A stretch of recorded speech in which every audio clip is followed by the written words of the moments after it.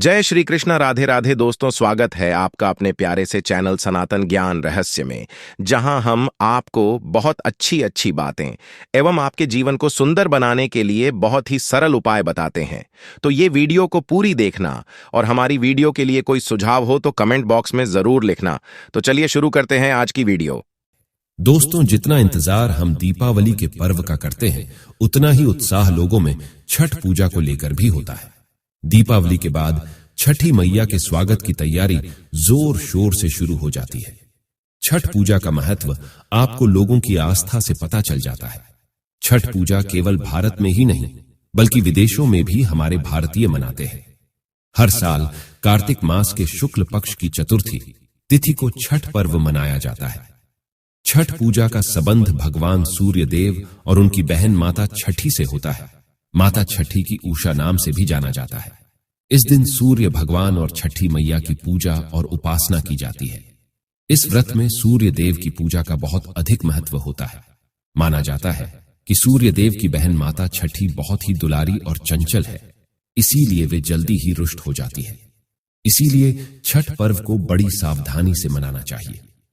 छठ पर्व में ऐसी कोई भी गलती नहीं करनी चाहिए जिससे छठी मैया रुष्ट हो जाए। इस व्रत के नियमों का पालन सावधानी और संपूर्ण निष्ठा के साथ करना चाहिए, तभी माता छठी की कृपा मनुष्य को प्राप्त होती है।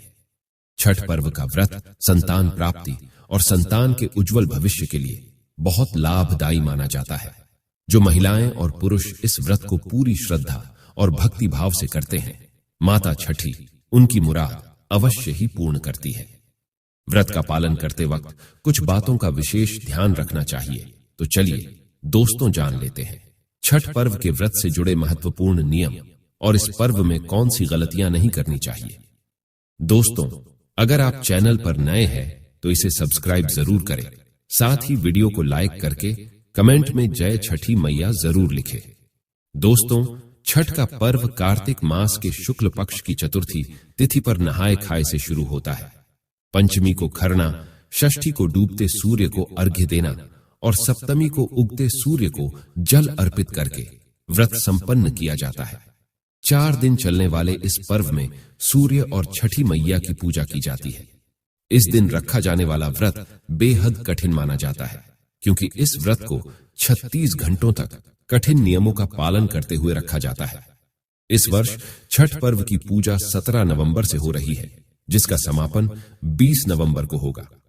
बिहार में यह पर्व विशेष तौर पर बहुत हर्षोल्लास के साथ मनाया जाता है। यह व्रत संतान के सुखी जीवन की कामना के लिए किया जाता है। छठ पर्व षष्ठी तिथि से 2 दिन पहले यानी चतुर्थी से नहाए खाए से आरंभ हो जाता है और इसका समापन सप्तमी तिथि को पारण करके किया जाता है। छठ पर्व पूरे 4 दिनों तक चलता है। इस पर्व में मुख्यतः सूर्य देव को अर्घ्य देने का सबसे ज्यादा महत्व माना गया है। आइए जानते हैं छठ पर्व में कौन से कार्य नहीं करने चाहिए। छठ पर्व के 4 दिन आप शुद्ध अथवा नए वस्त्र ही धारण करें। हो सके तो कोर वस्त्र धारण करें। ऐसे वस्त्र जिसमें सिलाई ना हो। महिलाओं को साड़ी पहननी चाहिए और पुरुषों को धोती का प्रयोग करना चाहिए। ध्यान रखें, इस दिन गंदे, मैले अथवा दूसरों के वस्त्र धारण ना करें। काले रंग के कपड़े भी नहीं पहनने चाहिए। छठ का सबसे कठिन नियम होता है कि आपको और घर के बाकी सदस्यों को स्वच्छता और सात्विकता का पूर्ण पालन करना होता है। इन दिनों में मांस, मदिरा आदि का सेवन नहीं करना चाहिए। छठ पूजा का प्रसाद बिना नहाए, बिना हाथ पैर धोए नहीं छूना चाहिए। घर के चारों कोनों में स्वच्छता होनी चाहिए। अगर घर में गंदगी हो तो छठी मैया घर में प्रवेश नहीं करती है। जो व्यक्ति छठ पर्व का व्रत रखता है उसे बिस्तर पर नहीं सोना चाहिए। जमीन पर ही चादर बिछाकर सोना चाहिए।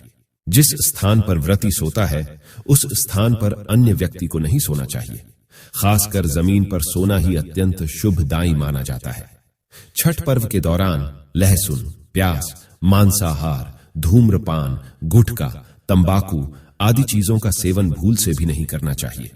व्रत रखने वाले व्यक्ति को ब्रह्मचर्य का पालन करना चाहिए और सात्विक आहार ही लेना चाहिए। छठ पर्व के दौरान पति पत्नी को शारीरिक संबंध नहीं बनाना चाहिए। इससे व्रत का खंडन हो जाता है। पति पत्नी को अलग ही सोना चाहिए, अन्यथा माता छठी रूठ जाती है और दंड देती है। छठ पर्व के दौरान महिलाएं घाट पर जमा हो जाती है। उस समय पर इस बात का ध्यान रखें कि आपको अपने मन को शांत रखना है। उस स्थान पर लड़ाई झगड़ा नहीं करना चाहिए, दूसरों को अपशब्द नहीं कहने चाहिए, अन्यथा पूजा विफल हो जाती है। पूजा के दौरान मन में गंदे विचार, किसी के प्रति द्वेष की भावना नहीं रखनी चाहिए। इस समय पर क्रोध नहीं करना चाहिए और पाप भी नहीं करना चाहिए, इससे छठी मैया रुष्ट हो जाती है। सूर्य को अर्घ्य देते समय बांस के सूप या टोकरी का महत्व होता है, पर उस सूप का उपयोग करने से पहले उसे अच्छे से गंगाजल से धोकर स्वच्छ करें, क्योंकि जो सूप आप बाजार से खरीद कर लाते हैं उसे कई लोग स्पर्श करते हैं। इससे सूप अशुद्ध और अपवित्र हो जाता है। ऐसे सूप से सूर्य देव की उपासना नहीं करनी चाहिए, इसीलिए उसे अच्छे से स्वच्छ करके ही इस्तेमाल करें। छठ पूजा का एक और महत्वपूर्ण हिस्सा होता है, वह है उसमें बनाया जाने वाला प्रसाद। जौ, गेहूं, गुड़ से ठेकुआ बनाया जाता है। यहां पर हम आपको बताना चाहते हैं कि बाहर से आटा खरीदकर उससे प्रसाद ना बनाएं। गेहूं खरीदकर उसे सबसे पहले सूर्य की धूप में सुखाना चाहिए।